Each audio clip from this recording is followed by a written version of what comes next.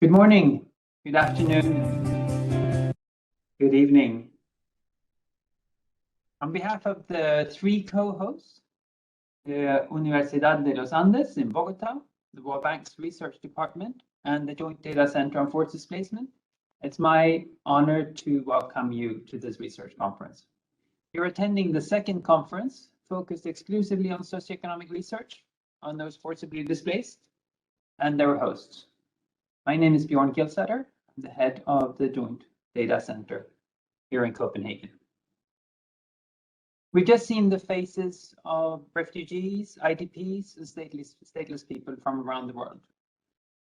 Our conference is about people and individuals. Please keep these women, men, youth, children in mind as we proceed over the next 3 days.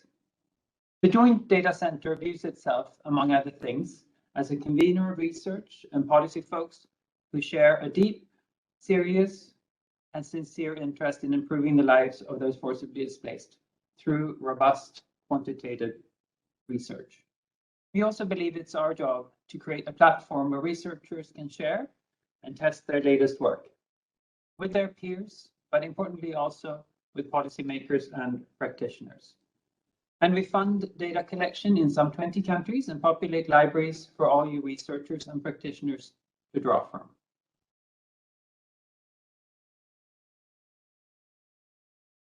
We're delighted to have close to 800 people registered for this conference, with a good mix of academics, government representatives, and national organization professionals, and civil society colleagues.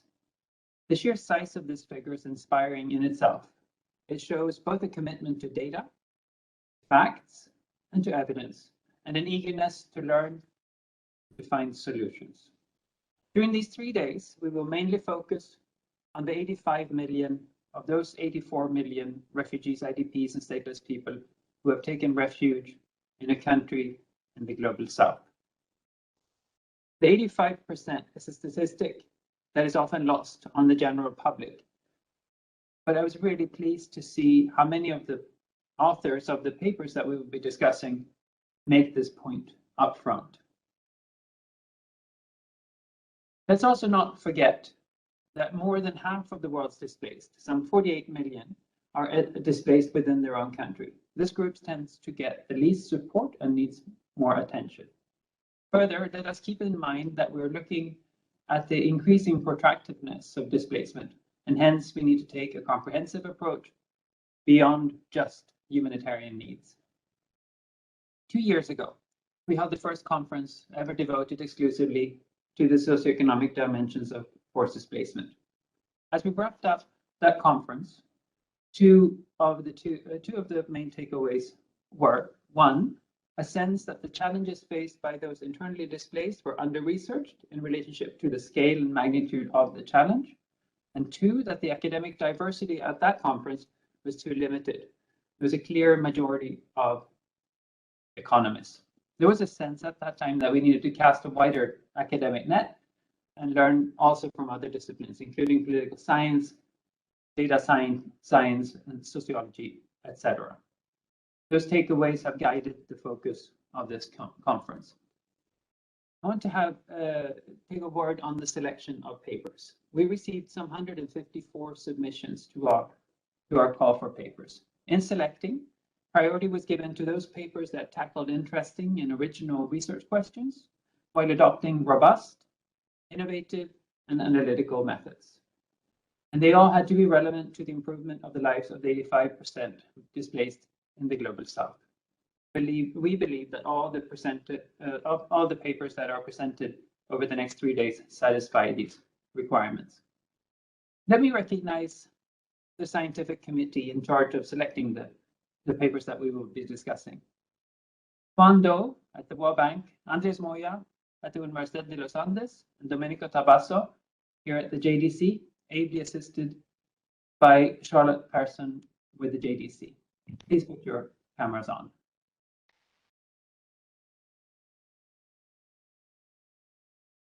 Thank you. Now to help us set the stage and put our work in a wider context, and in some cases in a political context, we've invited three distinguished and very well-placed speakers to offer opening remarks. First, I have the honor to welcome George Okoth-Obbo. George has a long and distinguished career in the UN's Refugee Agency, including as Assistant High Commissioner for Programs. Most recently, he served as the head of the Secretariat of the UN's Secretary General's High-Level Panel on Internal Displacement. Starting next month, George will take up the position as the UN Secretary General's Special Advisor on Responsibility to Protect. We're really pleased to have you with us, George. The floor is yours.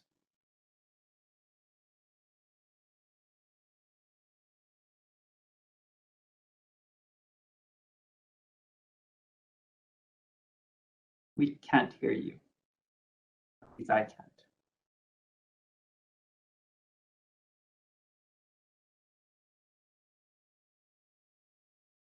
Björn, can you hear me? Yes. Okay. Thank you. No, I was thanking you, the GDC, of course, the University of Los Andes and the World Bank, really for this opportunity to join this event and to share some thoughts. Quite frankly, there will be no more than thoughts. I'm also grateful to make this reconnection through the JDC with what I might even call my mother organization. As you have just said, I was there as a long-time cadre in trying to support the cause of refugees. And then, of course, the World Bank and UNHCR in particular were two of the strongest supporters of the high-level panel that you mentioned. And I was very, very delighted to see that one of the panel members and my very, very dear friend, Paula Gaviria, will also be in this event with us and to hear from her. As Björn mentioned, I have now finished my work and support to the panel, and 20 days ago formally retired from UNHCR.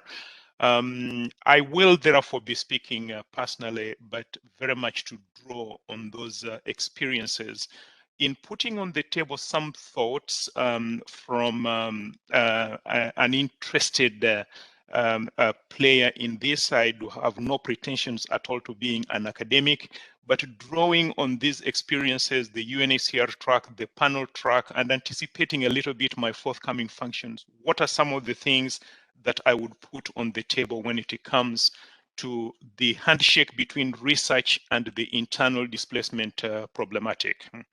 I have a few things that I would like to share.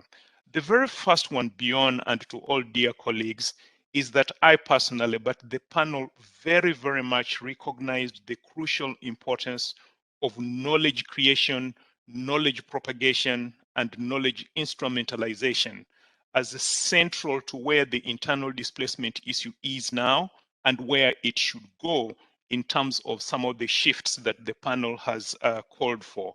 This is how you have advertised this conference and its objectives. So just to say that I personally and very definitely the panel is very much aligned with this objective. The truth is that in the more than 30 years since Francis Deng started the global initiative that has led to many, many good developments, there has already been a lot of research, there has been a lot of knowledge. But I think the panel was very much exercised to see that the internal displacement issue in key respect still remains at what you might call a discovery stage, and the need, therefore, to continue illuminating, as the title of its report says, the internal displacement issue. A lot of the knowledge and research that has been done and continues to be done today around this question is done conjunctively and by placing the internal displacement issue as part of the refugee and forced migration issue. And this has very, very many good advantages, including, for example, with protection, which I think we would all recognize as one of the most important. But there are also limitations. There are also limitations which have come with this, not least of all probably I would highlight the very strong humanitarian emblem which has been placed on the internal displacement issue. It is, of course, a humanitarian problem, but not only so. So the panel, as for those of you who have seen the report, you will have seen that both in its shifts and in some of the things that it calls for research in particular, wants to see that angling, the plus angling, if you like, to take the internal displacement issue in other directions. What are some of these? Here, I'll put forward something which I recognize is maybe a little bit controversial. And that is to say that without trying to firewall the internal displacement issue or to pigeonhole it, it is clear that there is a need for some more particular and some more distinctive and bespoke research around the internal displacement issue, especially to draw it a little bit more broadly than where the transpositional research that has set it within the refugee and forced displacement construct has limited it. And I'll mention some of this.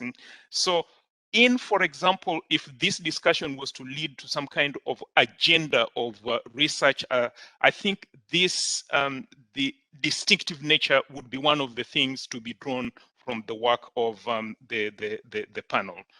Secondly, the panel was very clear in calling for instrumentalization of research, i.e. the generation of knowledge, but to link that generation to outcomes which are specifically defined in the report. There are many of these, but to take just two of them, the first of those really is the visibilization of the internal displacement issue. It has been visibilized quite a lot in a number of contexts, including a number of those discussed in the papers that will be considered in this conference. But in many, many contexts, it's still a hidden issue. It is still an issue in the shadows. It is still an orphan issue which is not even on. So the panel talks a lot about this. And secondly, with regard particularly to solutions. But the point I'm making at this stage is this handshake that research must have to the generation of outcomes. If I talk a little bit about that, I think there are a few things that we could break down. And now I go back to a little bit of the framing issues. And Björn, I'll try to run very quickly through this so that I can stay within the time that I have. The first, I would say, is a general framing issue. And to put it in a nutshell, it is that this is a humanitarian plus a different issue. And that is an issue of citizens who are in distress. And that there is fundamentally a failure of accountability to them from different sources. If there was time, I would go a little bit into this in the point that I made earlier on about the limits of the transpositional approach to research. But let me just say, secondly now, that clearly in the internal displacement context, political economy is much, much stronger as a research and an outcome resource than it would be in protection where it is set fundamentally only in a legal construct, as my experience in UNHCR taught me. So that, I think, is one of the issues which, if again we were to translate this into some kind of research agenda, I think what the panel was saying would illuminate that issue. Secondly, there are particular dimensions which the panel highlighted that should see much, much more visibility than now. And there are three which I'll mention here very quickly. The first, I go back to the emphasis on solutions. And in the solutions that the panel has depicted, it is above all solutions as a development question, but not only, because there is a peace dimension, there is a disaster, there is a climate change, and there could be other nexuses if you wanted to attach to them. This is really a key issue because the panel itself in its work, when it now started to look at what are the implications of that, it found that the literature, the knowledge was not as vast as there should be. And therefore, its partnership with a lot of the research institutions was really to fill that gap. I believe that that agenda, Björn, and dear friends, remains on the agenda for research in the internal displacement issue. Two more quick questions here. The first of those has to do with data. Here, again, in the panel saying that development is where we need to lean, these shifts that that the panel is calling for, it has implications for data. As a humanitarian, as a refugee officer, I am very familiar with the case data, which tends to be individualized, and case data which is linked to protection as a personal experience. I think the moment we start to lean to the question of data in the context of development, it is very, very different and leads us to much, much more a trend leaning, more centered within governments, more coupled with national questions above all development issues. And if I say that, for those of you who have read the report, you will see the recommendations that the panel makes. And finally, the issue of good practices and evidence. I know that my friend Paula will speak a little bit about this, so let me not go there too much. But I think if there was time, and certainly in the discussions to come, again, what the panel has said would be important. So to conclude now, I will just run very quickly through three questions. The first of those is what I would call the configuration question. If research is going to be directed towards helping create outcomes, important outcomes, solutions outcomes which are set within government, the question then is, how is this research articulated by the #1 accountability holder for those outcomes, i.e. states and governments? Who defines these agendas? Who carries out this research? How is it done?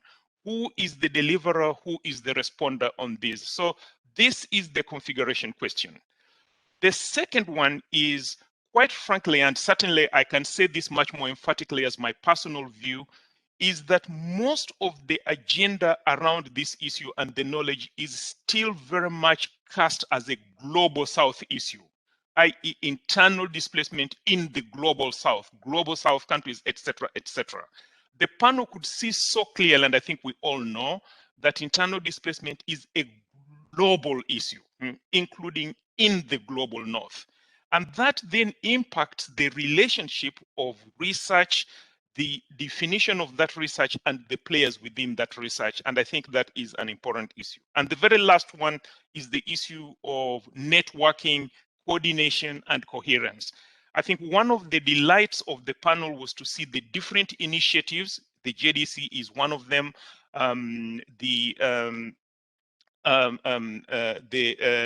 Researching internal displacement program. There are many we could go on, but I think the interest is to see if all of these are going to work towards the objectives, such as those that I have touched on and more we'll hear about. How will they all work together?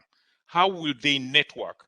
How shall we close some of these gaps that I have alluded to, and there are more? And I think one of the biggest ones for me really is this Global South, Global North issue, the framing issues and so on. How will the greatest possible degree of coherence be achieved, not only at global, but regional and national level? And in saying that, I conclude now in thanking you for listening to me by urging all of you to please stay with and follow as closely as you can the follow-up of the panel's report. If later on in the discussion there is time to come back to that, I would be happy to give you some more information. But for now, thank you so much for listening to me. Back to you.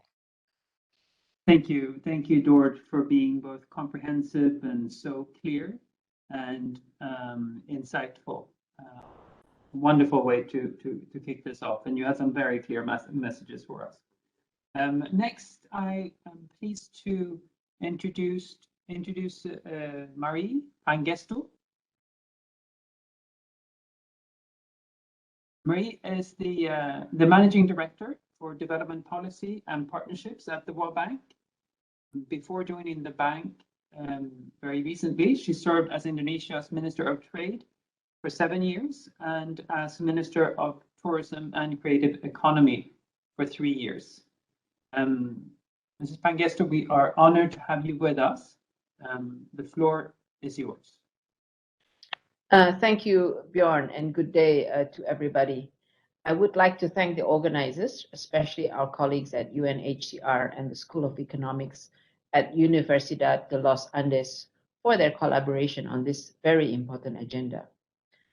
As the number of forcibly displaced people globally increases to over 82 million, data and research on forced displacement have really gained renewed urgency. This conference will bring forth new knowledge to strengthen the global community's ability to make timely and evidence-based decisions that will improve the lives of affected people.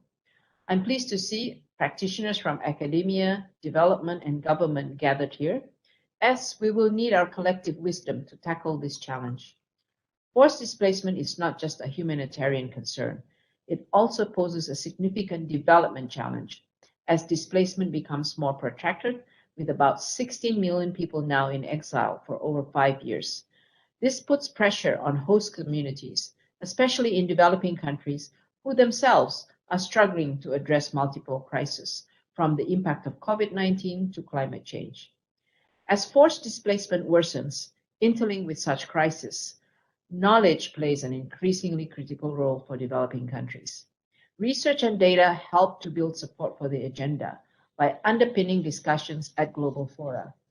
It supports policy dialogue, helping policymakers think through solutions as they work to recover and get back on track to achieve a green, resilient, and inclusive development.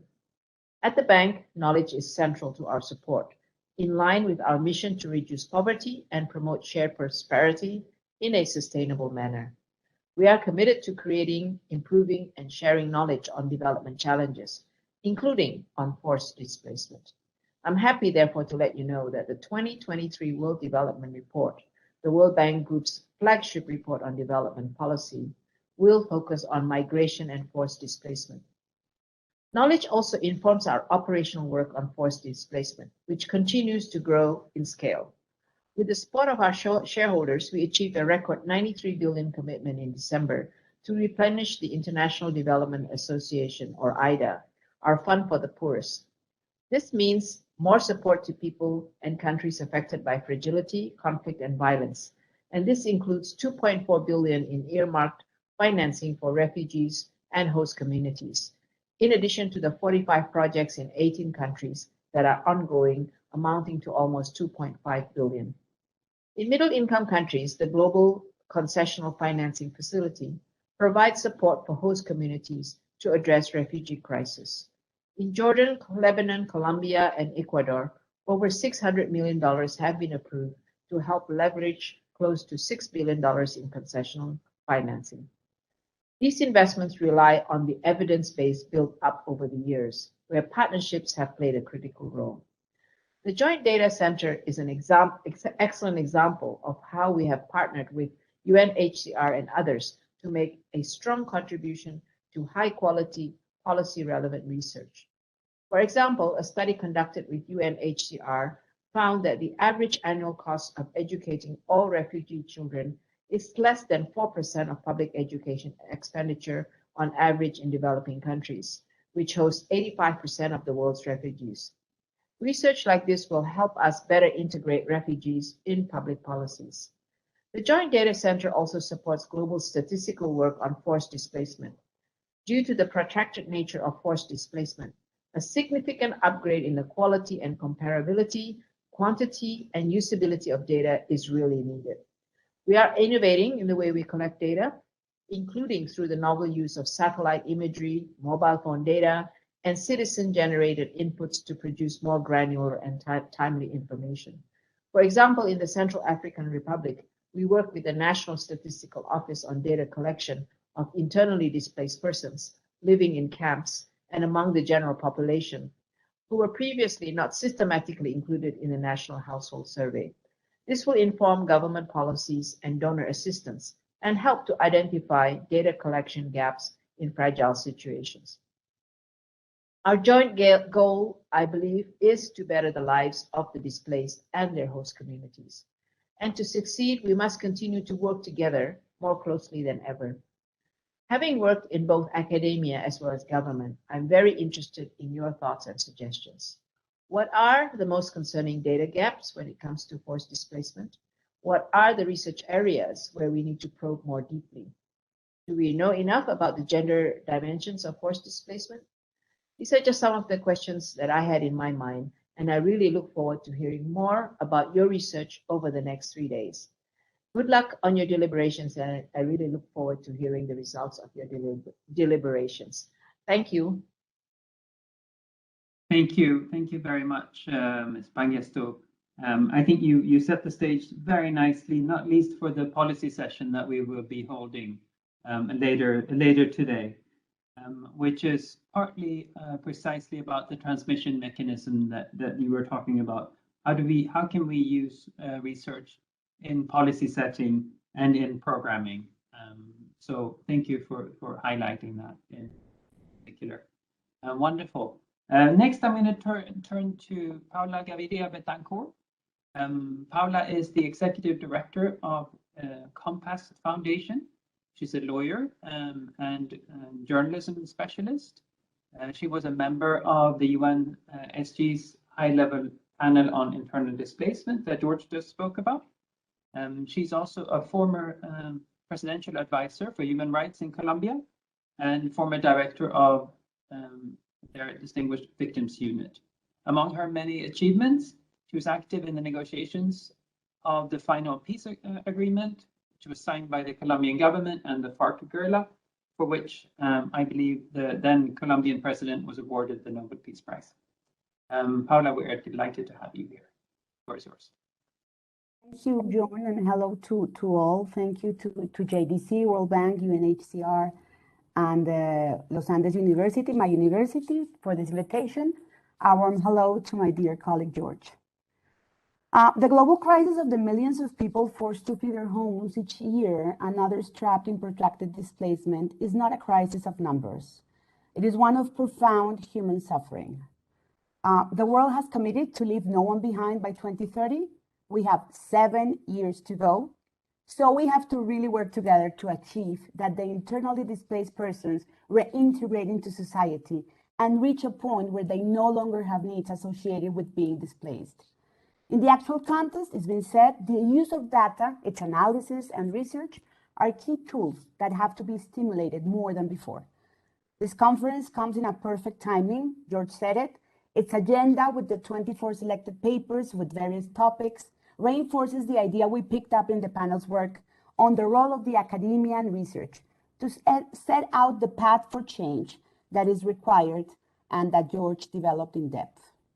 Strengthening the effective use of internal displacement data is key to build understanding and the capacity to prevent and respond to internal displacement, creating political will, improving accountability, and ensuring the approaches reflect the experiences of people of all ages, genders, and diversities.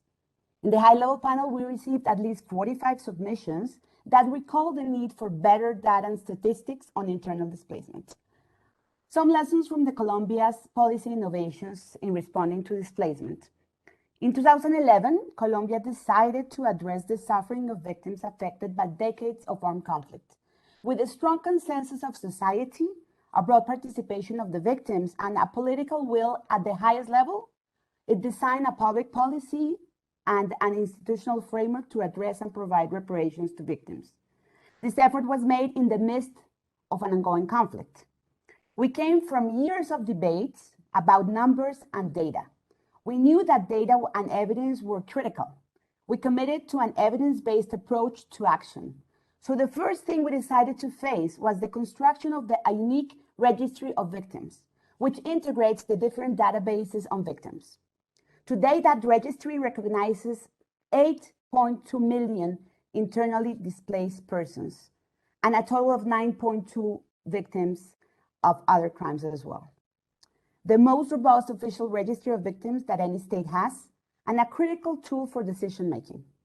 At the same time, we built a national information network that carries out joint analysis of the information and strengthens the capacity of local authorities and others on the collection and management of data. By strengthening the effective use of the data, we promoted national ownership and accountability on internal displacement, and the possibility of setting common objectives and goals with national and international partners, and most important, promoted transparency and accountability as key elements to mitigate the lack of trust, as well as the lack of legitimacy of institutions, another of the effects of decades of conflict.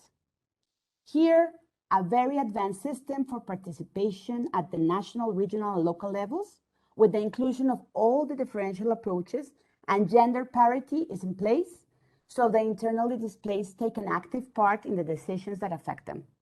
We saw in the more than 12,500 displaced and host communities with whom we spoke in the high-level panel that they have a voice and they want to be heard. The magnitude of the victimization, the disproportionate impacts, especially on women, children, and ethnic communities, made it a priority to better understand their needs and also their capacities. So we adopted a psychosocial approach that recognized that the victims of displacement had enormous capacities and the agency to decide on their future. After 40 years of several attempts to put an end to conflict, in 2016, the peace agreement was signed with the FARC guerrilla. The implementation of this ambitious agreement, which seeks to address both the causes and consequences of Colombia's long-standing conflict, has required the decisive involvement of the academia and the unrestricted support of the international community. However, new massive displacement and confinements persist. There were 80,000 new people displaced in 2021. Drivers of displacement have been insufficiently addressed. More investment has to be made in prevention, and definitely more research is needed. Finally, while the country made steps towards reconciliation by reintegrating 13,000 former FARC ex-combatants, it had to learn to integrate almost 2 million Venezuelans. Of these, more than 200,000 have received the special protection statute that gives them a 10-year stay in Colombia. The progress for this population is the reestablishment of their rights with this protection status is huge. However, it also presents great challenges for Colombia, since most of these migrants are arriving in areas where internally displaced persons are present. Here, the role of the private sector and the academia has been key. I conclude by saying that this conference gives me hope. The papers, their innovative questions and proposals prove that we are awake and willing to put our collective energy at the service of those who most need our solidarity, but above all, in favor of the urgent responses needed by the states and the international community. Thank you, and I wish you the best of luck. Thank you, Paula. Love your energy and passion, and also to giving us a very concrete example of some very forward-leaning policies introduced by Colombia over the years, including this year and last when it comes to Venezuelan refugee-like populations. Thank you very much. So we have heard from our three opening speakers. I hope that you feel that they've set the stage, given some ideas and energy, and I think we will have reason to come back to the words that we have heard this past half hour during the conference over the 3 days. So we're gonna kick it off. I'm next going to hand over to Nelly Pommy, who will tell us about some housekeeping